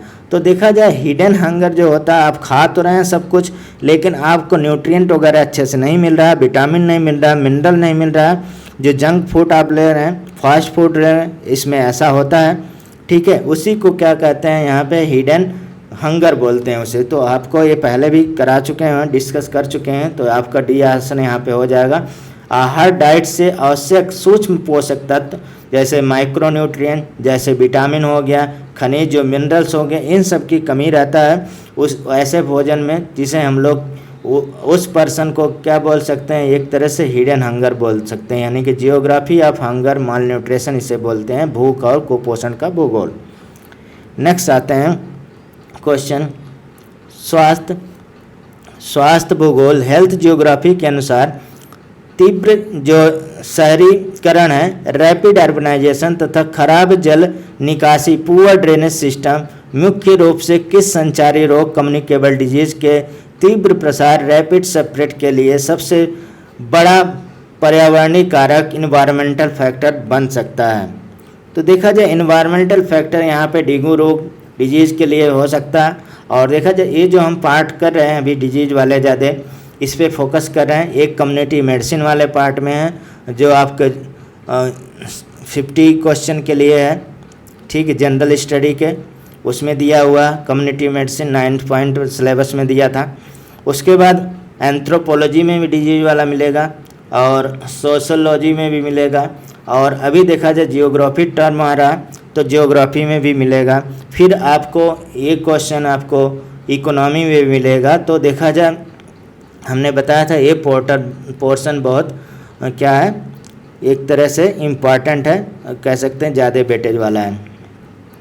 नेक्स्ट देखा जाए यहाँ पे आपको खाद्य सुरक्षा, फूड सिक्योरिटी तथा कुपोषण माल न्यूट्रिशन के भूगोल जो जियोग्राफी के संदर्भ में निम्नलिखित कथनों पर विचार करें। ठीक है, तो इनके स्टेटमेंट देखते हैं कौन सही है। यहाँ पे जो फूड सिक्योरिटी का उपयोग यूटिलाइजेशन आम डायमेंशन केवल बाजार मार्केट के खाद्यान्न फूड ग्रेन की भौतिक उपलब्धता फिजिकल अवेलेबिलिटी पर निर्भर है, ये गलत है, केवल आ गया। स्वच्छ पेयजल सेफ ड्रिंकिंग वाटर एवं स्वच्छ सैनिटेशन की कमी भोजन फूड के खराब उपयोग फूड यूटिलाइजेशन तथा कुपोषण माल न्यूट्रिशन का प्रमुख कारण बन सकता है। तो ये भी सही हो जाएगा। तो इसमें आपका बी ऑप्शन भी दिया और दूसरा यहाँ पे स्टेटमेंट सही है। नेक्स्ट आते हैं 71 नंबर के क्वेश्चन पे, हमें 100 क्वेश्चन करने हैं पूरे कंप्लीट। तो 71 नंबर के क्वेश्चन पे आते हैं, असर्शन रीजनिंग दिया है, जैसे कैंसर एवं हृदय रोग जो हार्ट डिजीज जैसे गैर संचारी रोग नॉन कम्युनिकेबल डिजीज एनसीडी जिसे बोला जाता है शॉर्ट में, भौगोलिक वितरण जियोग्राफिकल डिस्ट्रीब्यूशन केवल उच्च आय वाले विकसित देश जो डेवलप कंट्री तक ही सीमित है। नॉन कम्युनिकेबल डिजीज बोल रहा है केवल डेवलप कंट्री तक ही सीमित है, क्या बात है, सही है? एकदम गलत है। ठीक है, non communicable disease develop country में तो ज़्यादा होता है, एक तरह से कह सकते हैं। विकसित देशों जैसे डेवलपिंग कंट्री ने इन रोगों के सभी भौगोलिक जियोग्राफिक एवं आनुवंशिक जेनेटिक कारणों की पूरी तरह समाप्त कर दिया। ऐसा कहाँ हो सकता है? ठीक है, तो ये भी गलत है, ये भी गलत है। तो ऐसा ऑप्शन देखिए यहाँ पे दिख रहा है, असर्शन रीजनिंग में डी ऑप्शन दिख रहा है, तो आप ये ध्यान रखिएगा। नेक्स्ट क्वेश्चन आते हैं फिर, पर्यावरणीय अवनयन यानी कि इन्वायरमेंटल डिग्रेडेशन का प्रमुख रूप वनों की कटाई डिफॉरेस्टेशन, स्वास्थ्य भूगोल जो हेल्थ जियोग्राफी के दृष्टि से यह मुख्यतः किस प्रकार के रोगों डिजीज के प्रसार स्प्रेड को सबसे अधिक बढ़ावा देते हैं? तो देखा जाए और ये डिजीज देखा जाए बहुत इम्पॉर्टेंट है, और ये डिजीज ज़्यादा तक देखा जाए आज ही अगर देखा जाए इसके रिस्पेक्ट में आपको द हिंदू में निकला हुआ है, और आज के द हिंदू में जिस दिन मैं लेक्चर बना रहा हूँ डिटेल में निकला हुआ है। तो जोनेटिक डिजीज होते हैं अर्थात जानवर एनिमल एवं मनुष्य ह्यूमन में फैलने वाले रोग। हम इसके नीचे इसका डिटेल आज का लेक्चर के नीचे हम इसका इमेज लगा देंगे, आप उसे देख सकते हैं। जोनेटिक डिजीज आपको एग्जाम में पूछा जा सकता है। ये ज़्यादातर इंडिया में केरला में प्रॉब्लम होता है, केरला में वगैरह एक इंडेमिक डिजीज़ के रूप में वहाँ पे कैटेगराइज किया गया है। तो यहाँ पे यही आंसर सही हो जाएगा, बहुत इम्पॉर्टेंट है, जैसे इस समय न्यूज़ में चल रहा, तो आप ये ध्यान रखिएगा। नेक्स्ट देखा जाए भूकंप जो earthquake के कारण किस प्रकार की स्वास्थ्य संबंधी भौगोलिक आपदा हेल्थ रिलेटेड जियोग्राफिकल हैजार्ड उत्पन्न होने की सबसे अधिक संभावना होती है, जिसका मानव स्वास्थ्य ह्यूमन हेल्थ पर प्रभाव पड़ता है। तो इस पे देखते हैं। अब पहला, स्पेस और उल्का पिंड जो मेट्रॉइड की भारी मतलब गिरना, बहुत ज़्यादा गिरना, ऐसा तो नहीं है, ठीक है। दूसरा देखते हैं यहाँ पे जल पूर्ति जो वाटर सेफ्टी सप्लाई होगा और सीवेज लाइनें टूटने से जनित रोग वाटर बॉर्न डिजीज का प्रकोप बढ़ जाता है। ये बात सही है ये, ठीक है। तो बी ऑप्शन यहाँ पे सही हो जाएगा। जब भूकंप के दौरान जल वाटर पाइपलाइन फट जाता है सीवेज में, क्या होगा, मतलब प्रदूषित वाटर यानी कि ड्रिंकिंग जो वाटर होता है मतलब वो सप्लाई हो जाता है, जिससे कॉलरा, टाइफाइड, जो बाकी जो वाटर बॉर्न डिजीज है ये सब तेज़ी से फैलता है। नेक्स्ट क्वेश्चन आते हैं 74 नंबर के। 74 नंबर के क्वेश्चन में दिया भारत की स्वास्थ्य देखभाल योजना यानी कि हेल्थ केयर प्लानिंग के अंतर्गत निम्नलिखित कार्यक्रम जो प्रोग्राम है को उनके प्रमुख उद्देश्य जो ऑब्जेक्टिव के साथ सम्मिलित करना है। ये भी मैचिंग टाइप का है और ये बहुत इंपॉर्टेंट क्वेश्चन एक तरह से है। अब हर सेक्शन में एक क्वेश्चन आपको मिल जाएगा, हिस्ट्री को छोड़ के, पॉलिटी को छोड़ के, पॉलिटी में भी मिल सकता है, ठीक है, नहीं तो आपको हर सेक्शन में ऐसे क्वेश्चन मिल जाएगा। और कम्युनिटी मेडिसिन में तो एक पूरा ये टॉपिक ही है। तो यहाँ पे हम मैच करते हैं। सबसे पहला तो यहाँ पे आयुष्मान भारत दिया है, जो हम लोग ABPMJY बोलते हैं इसे शार्ट में। तो ABPMJY क्या करता है, ये देखा जाए एक तरह से कैशलेस हेल्थ इंश्योरेंस के लिए, मतलब जो गरीब और वंचित परिवार हैं उनके लिए एक तरह से कह सकते हैं हेल्थ बीमा, हेल्थ इंश्योरेंस है इसका, ठीक है। तो यहाँ पे आपको देखा जाए तो ऑप्शन में आप आ जाइए यहाँ पे फोर्थ में दिया है गरीब परिवार पूर्ण फैमिली को स्वास्थ्य बीमा, हेल्थ इंश्योरेंस एवं गुणवत्तापूर्ण उपचार, कैशलेस हेल्थ केयर उपलब्ध कराना। तो यहाँ पे ऑप्शन अगर देखा जाए कि फोर्थ 2 में आ गया तो अभी छोड़ते हैं।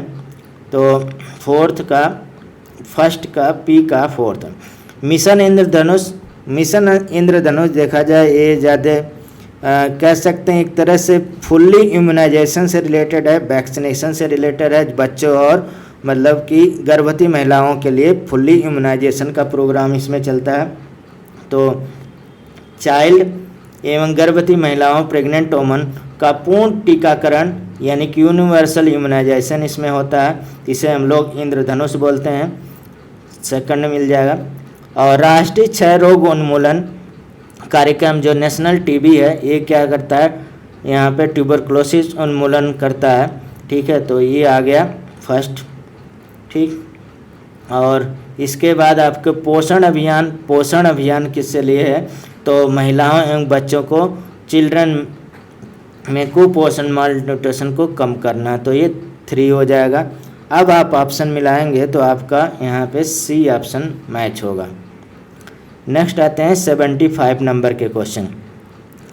रोग डिजीज के भौगोलिक वितरण, जियोग्राफिकल डिस्ट्रीब्यूशन के संदर्भ में निम्नलिखित कथनों पर विचार करें।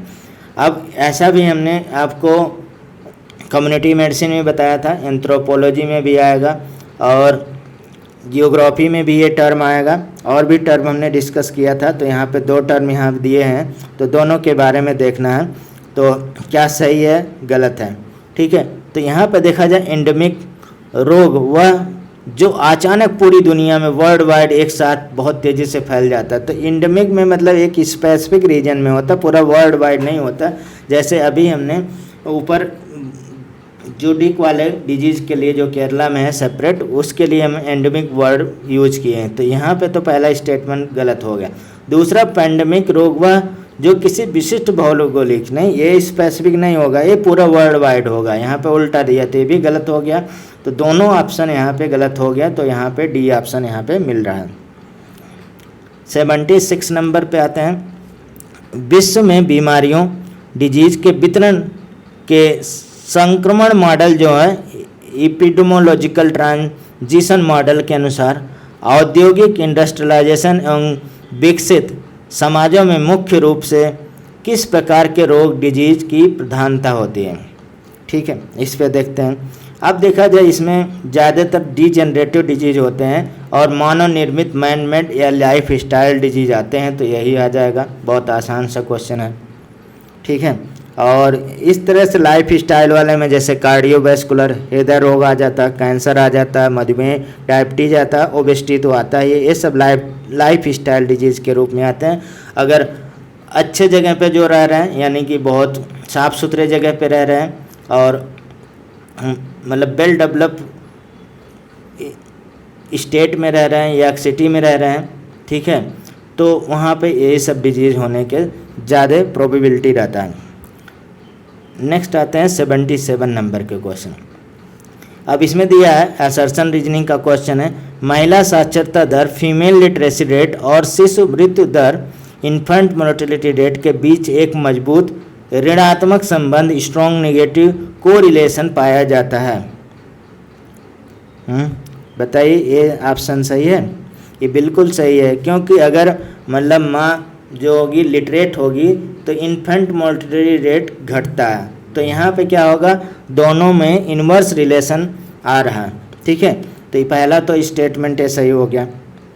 दूसरे की बात करते हैं, शिक्षित माताएं, एजुकेटेड मदर, बाल स्वास्थ्य यानी कि चाइल्ड हेल्थ, पोषण, टीकाकरण, इम्यूनाइजेशन, स्वच्छता, हाइजीनिक के प्रति अधिक जागरूक रहती हैं और जिससे शिशु मृत्यु दर की संभावना क्या हो जाती है, कम हो जाती है। भी बिल्कुल सही है, तो ये पूरा एक्सप्लेन भी कर रहा, तो दोनों सही भी है, असर्शन रीजनिंग और एक्सप्लेनेशन भी सही है, तो बी ऑप्शन यहाँ पे दिया हुआ है, यही मैच हो जाएगा। 78 नंबर के क्वेश्चन पे आते हैं। भारत की स्वास्थ्य देखभाल संरचना जो हेल्थ केयर स्ट्रक्चर है उस पे हम विचार करते हैं। तो यहाँ पे हेल्थ केयर स्ट्रक्चर से रिलेटेड हमने कई जगह आपको बताया है, तो आपको याद हो गया होगा उप केंद्र जो सबसे लोअर लेवल पे होता है। ठीक है, तो यहाँ पे सब सेंटर एवं प्राथमिक स्वास्थ्य सेंटर, प्राइमरी हेल्थ सेंटर, तृतीयक स्वास्थ्य देखभाल, टर्सरी हेल्थ केयर का भाग नहीं, यहाँ पे टर्सरी हेल्थ केयर का भाग तो नहीं होता है, इसका हिस्सा नहीं होता है, गलत हो गया। अखिल भारतीय आयुर्वेदिक संस्थान जो एम्स है एवं मेडिकल कॉलेजेस जो हैं भारत में प्राथमिक स्वास्थ्य, ये नहीं, ये तो स्पेशलाइजेशन टर्सरी वाले स्पेशलाइजेशन में आ जाएंगे, तो यहाँ पे दोनों गलत हो जा रहा, तो यहाँ डी ऑप्शन यहाँ पे सही हो जाएगा। फिर आते हैं 79 नंबर के, यहाँ भी असर्शन रीजनिंग का क्वेश्चन है। तो उप सहारा अफ्रीका जो सब सहारन अफ्रीका में HIV एड्स का प्रसार प्रिवेंशन विश्व के अधिकांश अन्य क्षेत्रों की तुलना में अधिक पाया जाता है। ये बात सही है, वहाँ पे ज़्यादा पाया जाता है, सबसे पहले वहीं पाया गया था। अब आते हैं, लेकिन जो डिटेक्शन हुआ था अमेरिका में हुआ था, आपको पता है 1980 में, 81 में, 80-81 में। HIV एक अनुवांशिक रोग है, गलत है। तो पहला तो सही हो गया, दूसरा गलत हो गया। ठीक है, तो ऑप्शन आपको मिल जाएगा सी ऑप्शन। ठीक, नेक्स्ट आते हैं, प्राकृतिक आपदाओं, नेचुरल डिजास्टर और उनके द्वितीयक स्वास्थ्य जो प्रभाव होते हैं, सेकेंडरी हेल्थ इम्पैक्ट को यहाँ पे आपको सम्मिलित करना है। डिजास्टर है और सेकेंडरी हेल्थ इम्पैक्ट क्या होते हैं उसको आपको मैच करना है। तो यहाँ पे सुनामी है, सुनामी से रिलेटेड क्या होगा, जैसे सुनामी आएगा समुद्र जल एवं पेयजल क्या हो जाएगा, एक तरह से दूषित हो जाएगा, तो कॉलरा या वाटर बॉर्न डिजीज, टाइफाइड वगैरह ये सब फैलने लगेगा। तो यहाँ पे आप देख सकते हैं कि सुनामी के वजह से वाटर क्या होगा, सोर्सेस प्रदूषित हो जाएगा, तो कॉलरा, हैजा ये सब फैलने लगता है। ठीक है, तो यहाँ आपको तीसरा ऑप्शन इसके आगे लिख देते। ज्वालामुखी विस्फोट यानी कि वल्कनिक इरप्शन, अब वल्कनिक इरप्शन होगा तो उसमें क्या होगा, पॉल्यूटेंट निकलते हैं, ज़्यादातर देखा जाए ऐश और डस्ट और सल्फर डाइऑक्साइड भी निकलता है, कार्बन मोनोऑक्साइड भी निकलता है, तो उससे क्या होता है, रिस्पायरेटरी डिजीज हो जाएगा। तो रिस्पायरेटरी डिजीज होने की संभावना यहाँ पे रहेगा, और यहाँ सिलिकोसिस जैसी समस्याएं भी पैदा होती हैं इससे, तो यहाँ पे आ जाएगा आपको 4th आ जाएगा। ड्राट सूखा में कौन से डिजीज होंगे, तो क्रॉप फेलियर, अकाल, फैमिला तो मान न्यूट्रिशन वगैरह का होगा, तो यहाँ पे आ जाइए अकाल में क्या होगा, फैमिना, और कुपोषण और विस्थापन डिस्प्लेसमेंट होगा, तो ये आ गया आपका फर्स्ट। भारी औद्योगिक रिसाव जो मेजर इंडस्ट्रियल स्पिल हो जाए तो क्या होगा, जैसे टॉक्सिक केमिकल सिक्रीट हो जाए तो कैंसर, और बर्थ जो डिफेक्ट होते हैं ये मतलब जन्म दोष जो होते हैं वो भी इससे इफेक्टेड होते हैं, तो इंक्रीज करता है। तो यहाँ पे दूसरा ऑप्शन यहाँ पे दिया हुआ है, तो 4th यस का दूसरा यहाँ पे मैच करेंगे, तो अगर देखा जाए ऑप्शन नंबर सी यहाँ सही हो जाएगा। इसके बाद 81 नंबर का क्वेश्चन देखते हैं। अब इसमें दिया जियोग्राफिक एवं खाद्य सुरक्षा, फूड सिक्योरिटी से संबंधित जो अवधारणाएं हैं, कॉन्सेप्ट को उनके सही विवरण यानी कि डिस्क्रिप्शन से आपको सम्मिलित करना है। ठीक, तो इसमें देखा जाए खाद्य सुरक्षा जो फूड सिक्योरिटी है किससे मिल सकता है, तो फूड सिक्योरिटी सभी लोगों को हर समय पर्याप्त सुरक्षित पौष्टिक भोजन उपलब्ध होना, ये इसका मोटिव है। तो देखा जब यहाँ पे एडिक्वेट फूड सप्लाई के लिए है तो 4 ऑप्शन यहाँ पे दिख रहा है, यानी कि सभी लोगों को हर समय पर्याप्त सुरक्षित पौष्टिक भोजन, एडिक्वेट सेफ और न्यूट्रियस फूड उपलब्ध कराना है, तो ए का आपको 4th हो गया। अंडर न्यूट्रिशन है, अंडर न्यूट्रिशन से क्या मतलब है, इसमें क्या होगा, पोषक तत्वों की कमी होता है, उसे हम लोग अंडर न्यूट्रिशन, ठीक है। तो यहाँ पे आपको मिल जाएगा, अगर देखा जाए पर्याप्त कैलोरी तो रहेगा लेकिन आवश्यक जो पोषक तत्व हो गए, इसेंशियल न्यूट्रिएंट, विटामिन वगैरह, ये सब की कमी रहेगी, फास्ट फूड में ज़्यादा होता है, तो यहाँ पे आपको 3rd मिल जाएगा ऑप्शन। इसके बाद ओवर न्यूट्रिशन है, अति पोषक से जो अधिक कैलोरी सेवन के कारण ओबेसिटी वगैरह हो जाएगा, तो यहाँ पे एक्सेस कैलोरी के वजह से क्या होगा, ओबेसिटी होगा, तो यहाँ दूसरा मिल जाएगा आर का। खाद्य मरुस्थल जो है फूड डिजर्ट वह भौगोलिक क्षेत्र जहाँ ताज़े पौष्टिक भोजन, फ्रेश एंड हेल्दी फूड की उपलब्धता अत्यंत सीमित होता है, उसे हम लोग फूड डिजर्ट बोलते हैं। तो ऑप्शन देखा जाए यहाँ पे ए मिल गया। नेक्स्ट आते हैं क्वेश्चन 82 नंबर के क्वेश्चन में। अब 82 नंबर क्वेश्चन में देखा जाए फिर स्वास्थ्य, भूगोल, हेल्थ जियोग्राफी के विकास और चिकित्सा जो स्थलीकृत मेडिकल टोपोग्राफी का प्रमुख योगदान क्या है। तो मेडिकल टोपोग्राफी का जो योगदान होता है इसने रोगों यानी डिजीज को विशिष्ट भौगोलिक स्थानों, जियोग्राफिकल लोकेशन, जलवायु, क्लाइमेट एवं पर्यावरणीय परिस्थितियों, इन्वायरमेंटल कंडीशन से जोड़ने की आधारशिला रखता है। तो यही हो जाएगा, यही ऑप्शन भी सही है। नेक्स्ट आते हैं क्वेश्चन पे 82 नंबर के क्वेश्चन पे, ये भी मैचिंग है और इसमें कौन सही नहीं मिला है वही आपको यहाँ पर निम्नलिखित में से कौन सा रोग वर्गीकरण डिजीज क्लासिफिकेशन सही नहीं है। तो डिजीज क्लासिफिकेशन से ही क्वेश्चन आ रहा है सारा। देखा जाए non communicable disease heart disease होता है, तो बात सही है। कम्युनिकेबल डिजीज जो संचारी होता है और ट्यूबरकुलोसिस भी होता है, ये भी बात सही है। आनुवांशिक जेनेटिकल डिजीज जैसे सिस्टिक फाइब्रोसिस जेनेटिकल डिजीज है, ये भी बात सही है। Communicable sickle cell anaemia communicable नहीं होता, नॉन कम्युनिकेबल और मतलब जीन जेनेटिकल डिसऑर्डर होता है, तो यही आपको ऑप्शन यहाँ पे सही मिल रहा है। नेक्स्ट आते हैं 84 नंबर के क्वेश्चन, 83 था, 84 नंबर के क्वेश्चन में है भूगोल जियोग्राफी खाद्य सुरक्षा जो फूड सिक्योरिटी से संबंधित और धारणा जो कॉन्सेप्ट को यहाँ पे आपको मैच करना है। तो ये तो अभी हो गया, फिर से रिपीट हुआ, अभी थोड़ी देर पहले हमने किया था, ये ऑप्शन था तो वही रिपीट है। नेक्स्ट आते हैं 85 खाद्य सुरक्षा जो फूड सिक्योरिटी केवल पर्याप्त कैलोरी उपलब्ध कराने तक सीमित नहीं है बल्कि उसमें पूर्ण पोषण सुरक्षा न्यूट्रिशनल सिक्योरिटी भी शामिल है। ठीक है, ये बात तो सही है। ठीक, दूसरा खराब आहार विविधता जो फूड डाइटरी डाइवर्सिटी है एवं सूक्ष्म जो पोषक तत्व माइक्रोन्यूट्रिएंट की कमी मानव स्वास्थ्य को प्रभावित करते हैं, भले ही पर्याप्त कैलोरी उसे मिल रहा हो। ये सही है और एक्सप्लेन भी सही है। ठीक है, तो यहाँ पे पहला ऑप्शन यहाँ पे मिल जा रहा है, एक्सप्लेनेशन भी सही है। अब नेक्स्ट क्वेश्चन आपको देखा जाए, ये नेशनल हेल्थ पॉलिसी 2017 के अकॉर्डिंग है, ये NHP 2017 और ये कम्युनिटी मेडिसिन में हमने डिस्कस किया था।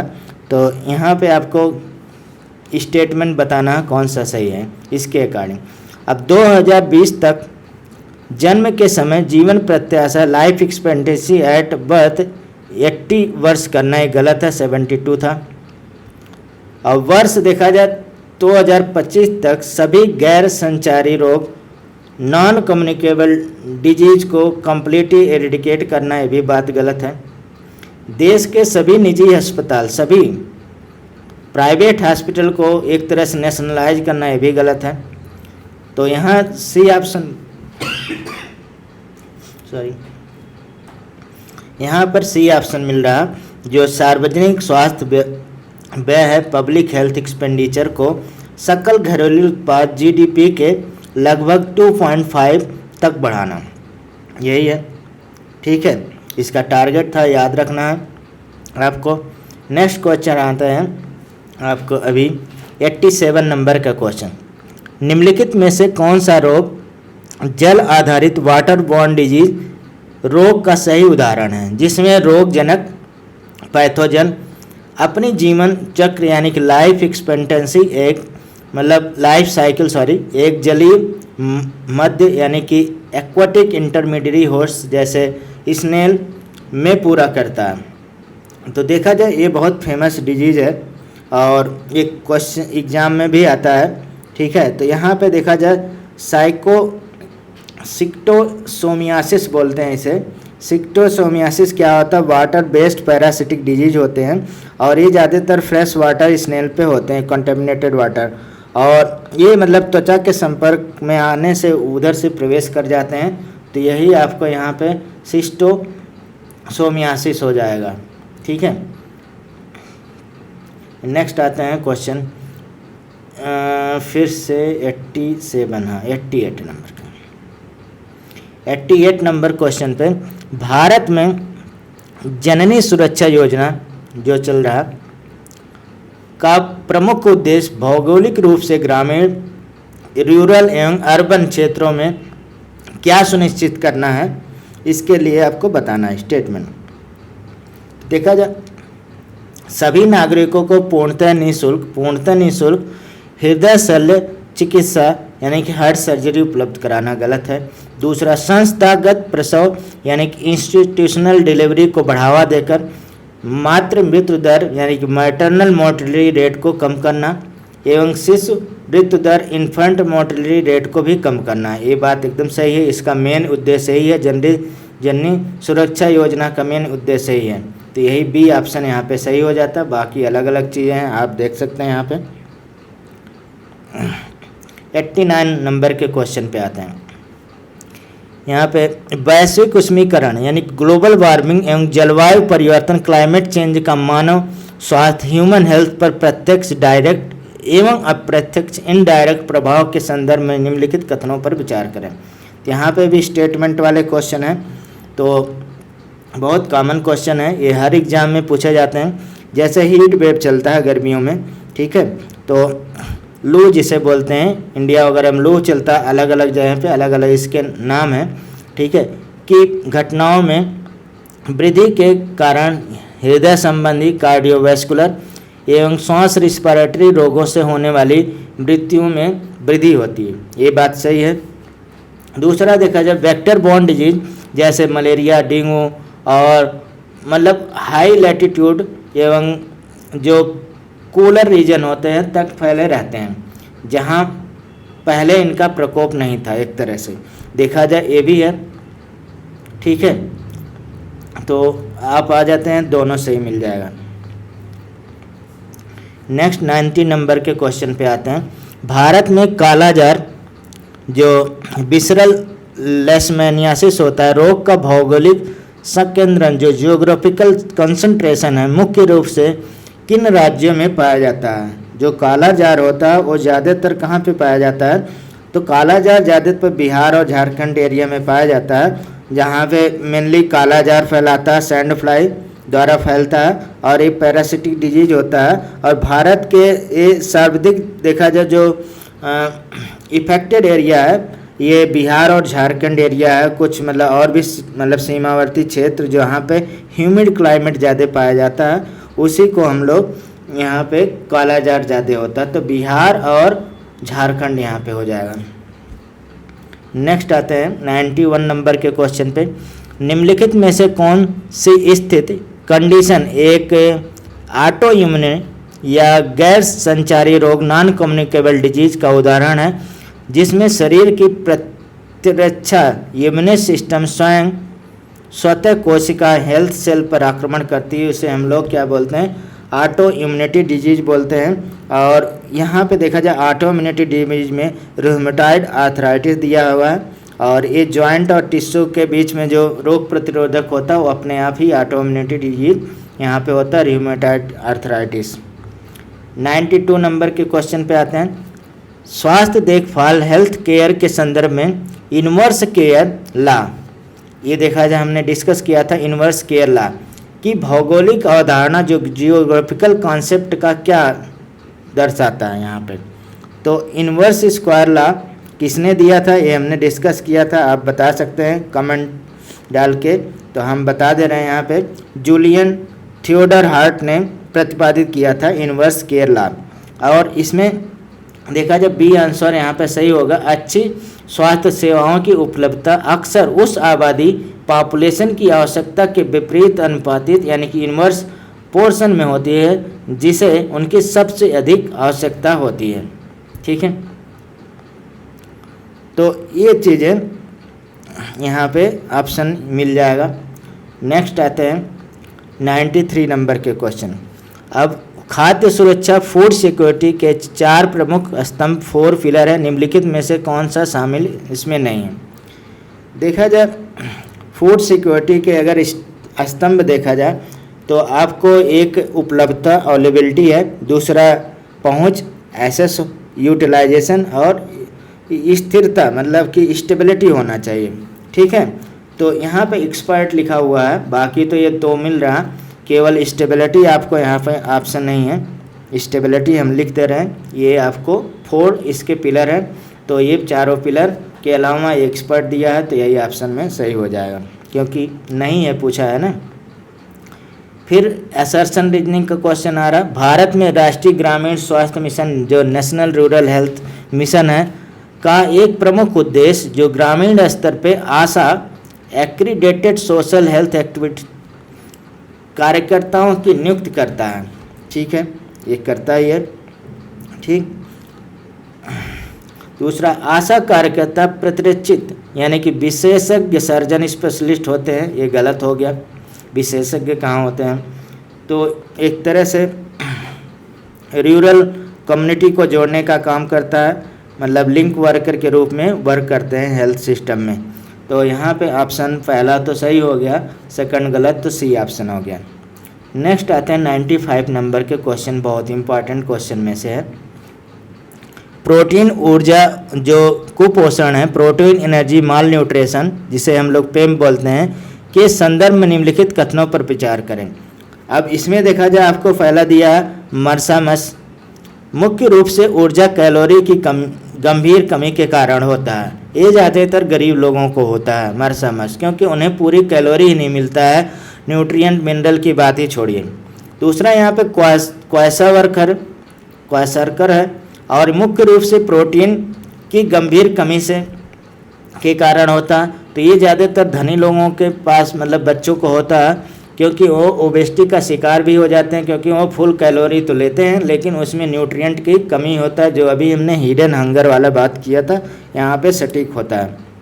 ठीक है, और इसमें क्वाशर्कर में ज़्यादातर इडिमा होता है यानी कि सूजन रहता है, पेट पूरा फूल जाता है और हेयर एंड स्किन का कलर भी एक तरह से चेंज हो जाता है ये सब में।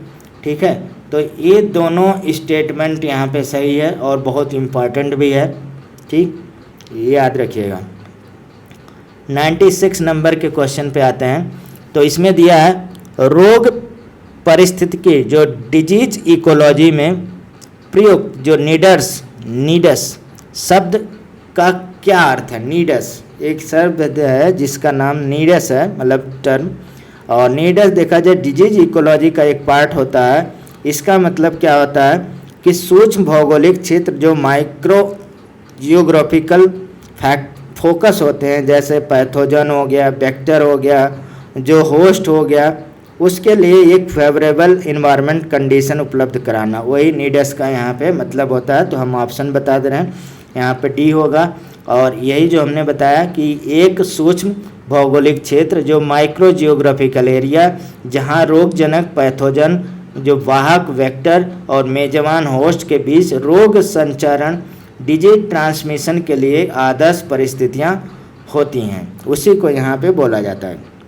नेक्स्ट आते हैं 97 नंबर के क्वेश्चन पे कि स्वास्थ्य देखभाल जो हेल्थ केयर के बुनियादी ढांचों के संदर्भ में सामुदायिक स्वास्थ्य केंद्र जो कम्युनिटी हेल्थ सेंटर है CHC सामान्यतः कितनी ग्रामीण आबादी रूरल पॉपुलेशन को कवर करने के लिए स्थापित किया जाता है।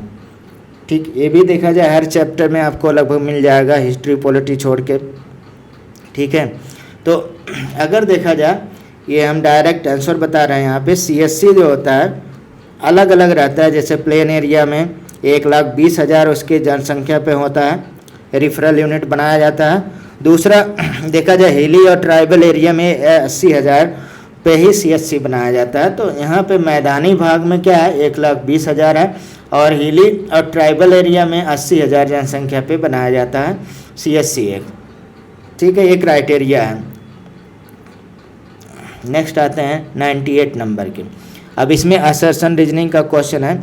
तो यहाँ पे हम लोग देखते हैं फॉरेस्ट की जो अंधाधुंध कटाई हो रहा है, डिफॉरेस्टेशन एवं वन्य जीव जो वाइल्ड लाइफ के आवास हैबिटेट को विनाश के कारण जो जेनेटिक रोग होता है, डिजीज के भौगोलिक प्रसार जियोग्राफिकल स्प्रेड में वृद्धि हुई है। ये बात सही है। और ये केरला में आज ही मतलब एक बहुत बड़ा ये हिंदू में एक तरह से एडिटोरियल टाइप लेख टाइप का निकला हुआ है। ठीक है, जेनेटिक डिजीज़ के लिए तो वहाँ पे ज़्यादा प्रॉब्लम है, तो ये पहला ऑप्शन तो सही हो गया। दूसरा देखते हैं जेनेटिक डिजीज़ केवल प्रयोगशालाओं लेबोरेटरी में आनुवंशिकी प्रकोप जो जेनेटिकल एक्सपेरिमेंट होता है के दौरान मिलने से उत्पन्न होता है, ऐसा तो नहीं है। जेनेटिक डिजीज ज़्यादातर देखा जाए निपा, इबोला और ज़्यादातर जिसमें मतलब जेनेटिक डिजीज होते हैं जो एक तरह से आपको मतलब एनिमल में भी होगा और ह्यूमन में भी होगा, उसे हम लोग एनिमल बोर्न इन्फेक्शन भी बोला जाता है, यानी कि पशु जनित संक्रमण जो होता है उसी को जेनेटिक डिजीज बोला जाता है। तो यहाँ पे सी ऑप्शन सही हो जाएगा। नेक्स्ट आते हैं 99 नंबर के क्वेश्चन पे। तो सूक्ष्म जो पोषक तत्व होते हैं माइक्रोन्यूट्रिएंट की कमी और उनके भौगोलिक प्रभाव जो जियोग्राफिकल इफेक्ट को सम्मिलित करना है। ठीक है, तो सबसे पहला यहाँ पे विटामिन ए दिया, और विटामिन ए की कमी से आप सभी को पता होगा कि नाइट ब्लाइंडनेस रतौंधी या मतलब चाइल्डहुड ब्लाइंडनेस भी हो जाता है। तो यहाँ पे आपको पहला ऑप्शन मिल रहा है इसका। आयोडीन की कमी से आपको ग्वाटर या मेंटल रिटार्डेशन हो जाता है, दूसरा मिल रहा है, आप यहाँ पे देख सकते हैं। आयरन की कमी से एनीमिया हो जाता है, तो तीसरा। और जिंक की कमी से ज़्यादातर मतलब कि इम्यूनिटी वीक हो जाता है, तो यहाँ पे फोर्थ हो जाएगा कमज़ोर रोग प्रतिरोधक क्षमता, इसे हम लोग स्टंट ग्रोथ भी बोल सकते हैं, इसमें होता है। इसमें पहला ही ऑप्शन मिल रहा है, सब मैच है एक तरह से। अब लास्ट क्वेश्चन हम लोग देखते हैं इसमें इस लेक्चर का। तो सिकल सेल एनीमिया का भौगोलिक वितरण जो जियोग्राफिकल डिस्ट्रीब्यूशन विश्व में मुख्य रूप से उन क्षेत्रों में अधिक क्यों पाया जाता है जहां मलेरिया स्थानिक इंडेमिक है। अब देखा जाए ये क्वेश्चन हम पहले भी कर चुके हैं। अगर इसका ऑप्शन में देखा जाए यहाँ पे डायरेक्ट लिखा हो, क्योंकि सिकल सेल जो ट्रेट होते हैं प्लाज्मोडियम परजीवी के विरुद्ध आंशिक प्राकृतिक सुरक्षा यानी कि पार्शियल नेचुरल प्रोटेक्शन प्रदान करते हैं, इसलिए वहाँ पे ज़्यादा होता है। और ये हमने डिस्कस किया था। ज़्यादातर ये प्लाज्मोडियम फाल्सिफेरम के लिए होता है और उसमें एक जीन होता है जो सिकल सेल ट्रेट होता है, जिसे हम लोग HBAS बोलते हैं, ठीक है। उसी की वजह से यहाँ पे सिकल सेल जीन और उसकी फ्रीक्वेंसी ज़्यादा होता है और ज़्यादातर ये बैलेंस पॉलीमॉर्फिज्म होता है, जिसे हम लोग हेट्रोजाइगोट एडवांटेज यहाँ पे मिलता है। हेट्रोजाइगोटिक इन्वायरमेंट मतलब एडवांटेज बोला जाता है उसे, ठीक है, जेनेटिक का टर्म है। तो यहाँ तक हमने ये पोर्शन आपको 100 क्वेश्चन डिस्कस किया जो बहुत इंपॉर्टेंट है। इसके बाद हम लोग दूसरा पोर्शन करेंगे, ठीक। Thank you very much.